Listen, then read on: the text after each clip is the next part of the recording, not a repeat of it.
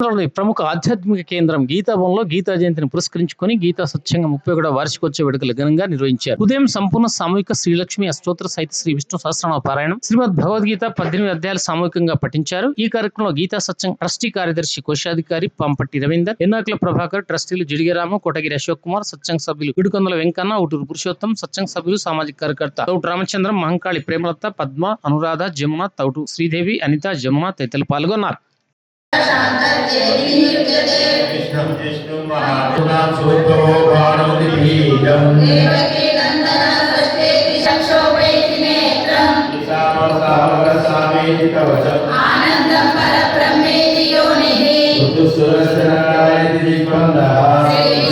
महाविष्णु कैकर्य रूपे श्री सविनदर कैकदे मौक्तिकाना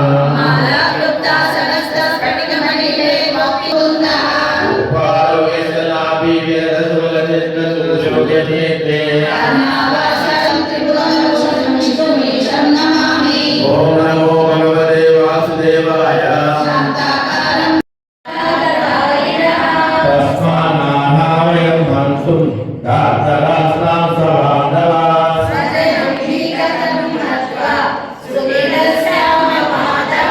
सत्यभेदेन पश्यन्ति लोभोपहतचेतसः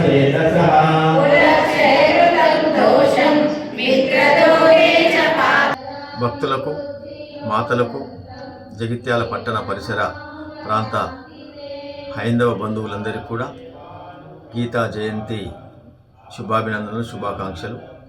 ఒక అద్భుతమైనటువంటి రోజు, భగవంతునికి అతి ఇష్టమైంది, పరమాత్మకు అతి ఇష్టమైన మాసం మార్గశిర మాసం.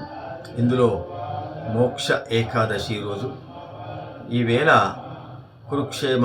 కురుక్షేత్ర సంగ్రామంలో అర్జునుని ముందు పెట్టుకొని మనకు అందించినటువంటి అద్భుతమైనటువంటి గీత భగవద్గీత.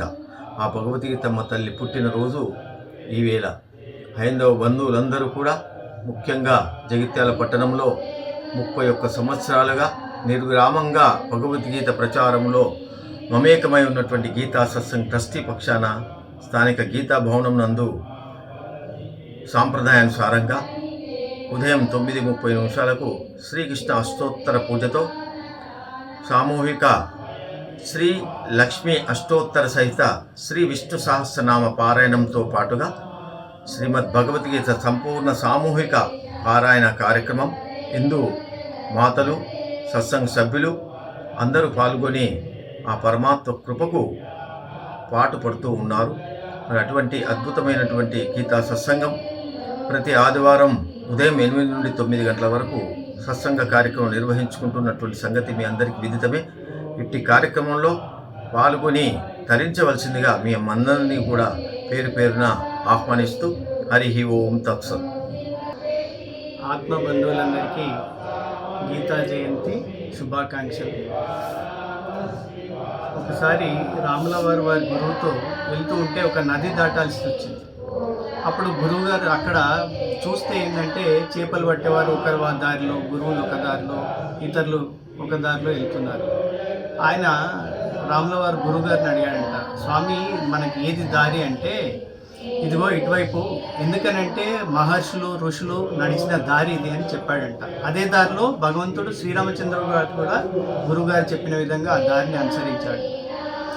ఈరోజు గీతా జయంతితో పాటు గీతా సత్సంగ్ కూడా వార్షికోత్సవం.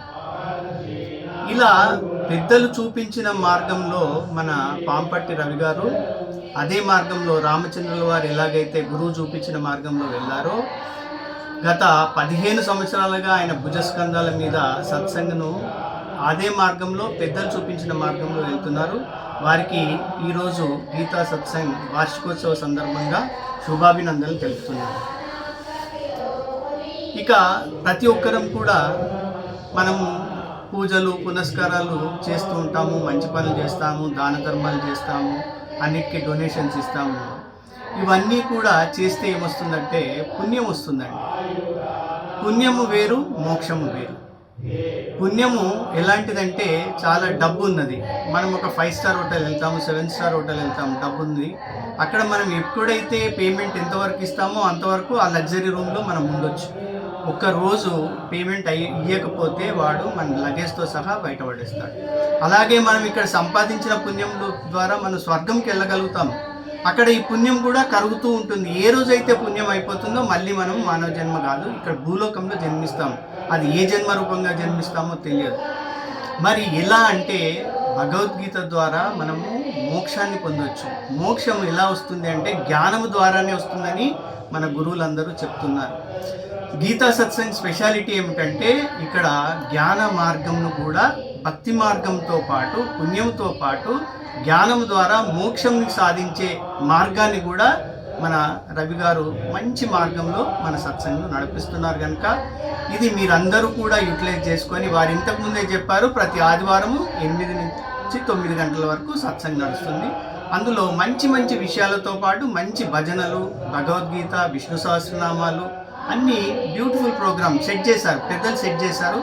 దాన్ని మనం అనుసరించి మోక్షాన్ని పొందవలసిందిగా కోరుతూ అందరికీ మరొకసారి గీతా జయంతి శుభాకాంక్షలు తెలుపుతూ సెలవు. జై శ్రీమన్నారాయణ. జైత్యాల పట్టణంలో ప్రముఖ ఆధ్యాత్మిక కేంద్రం గీతాభవన్. ప్రతి ఒక్కరూ గీతాభవన్లో శ్రీ విష్ణు సహస్రనామ పారాయణం, శ్రీ లలిత సహస్రనామ పారాయణం, భగవద్గీత శ్లోకాలు అందరూ ఇక్కడ నేర్చుకున్న వారే. ఇక్కడ ఈ శ్లోకాలు, ఈ భగవద్గీత శ్లోకాలు కానివ్వండి, ఈ సంస్కృత శ్లోకాలు ఏవైనా ఇంత అలవోకగా స్పష్టంగా చదవగలుగుతున్నారంటే కిషన్జీ గారి చలవ వల్ల ఇక్కడ జైత్యాల పట్టణంలో ప్రతి ఒక్కరూ స్పష్టంగా అలవోకగా చదవగలుగుతున్నారు. వారికి ఎప్పటికీ మేమంతా రుణపడి ఉంటాం. అంత చక్కటి అవకాశాన్ని మాకు కలిగించిన కిషన్జీ గారు ధన్యులని చెప్పాలి. అదే నడకలో, అదే త్రోవలో వారి కుమారుడు రాము గారు కూడా ప్రతి ఆదివారం అందరినీ ఆహ్వానిస్తూ కనీసం ఒక 100 మంది ప్రతి వారం ఇక్కడ మనం సత్సంగం చేసుకోవాలనే ఉద్దేశంతో వారందరినీ ఇక్కడ జమ చేయడం జరుగుతుంది. గీతాభవన్ కార్యదర్శి పాంపట్టి రవీందర్ గారు కూడా అందరినీ కలుపుకొని పోతూ ఎంతో చక్కగా సత్సంగాన్ని నిర్వహిస్తూ జైత్యాల పట్టణానికే తలమానికంగా ఈ సత్సంగాన్ని వారు నిర్వహించడం నిజంగా అభినందనీయం. ఇంత చక్కని అవకాశాన్ని మాకు కలుగజేస్తున్న గీతాభవన్ నిర్వాహకులందరికీ కూడా మేము ఈ సందర్భంగా ధన్యవాదాలు తెలుపుతూ ఈరోజు గీతా జయంతి సందర్భంగా ప్రతి ఒక్కరికి నేను శుభాకాంక్షలు తెలుపుతున్నాను. నాకు ఈ అవకాశం ఇచ్చినందుకు కృతజ్ఞతలు. Thank you all of you.